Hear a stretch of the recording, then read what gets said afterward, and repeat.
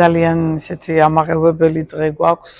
ყოველთვის დასაწყისი არის რთული, ყოველთვის რაღაცა, ესე ვთქვათ, დიდი მოლოდინები და ძალიან მიხარია, რომ ეს დღე შედგა, ეს ჩვენი ლეგენდარული ცნობილი სტუმრები აქ არიან და რა ვიცი, დღეს ახლა პრესკონფერენციას ველოდებით. ბევრი გვაქვს სათქმელი, ბევრი გვაქვს მოსაყოლი, მათი პირველი შთაბეჭდილებები არის შესანიშნავი, გაოცებულები არიან ამ ქალაქით.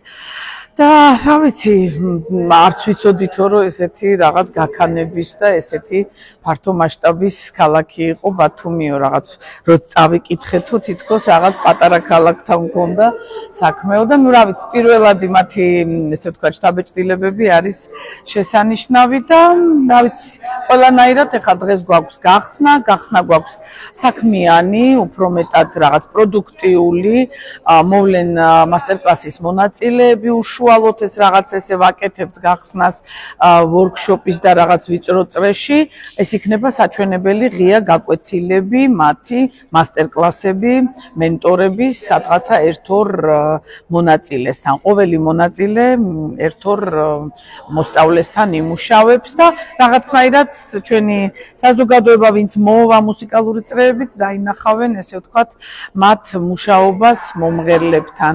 ძალიან მიხარია, რომ კიდევ ერთხელ რომ ჩვენი ფესტივალის შემდეგი წელი სეზონი შედგა, დღევანდელ დღეს 21 სექტემბრიდან ვიღებთ სტარტს და 10 დღე გვექნება კლასიკური მუსიკის და ოპერის, მისი უდიდებულესობა, ოპერის ზეიმი ქალაქ ბათუმში.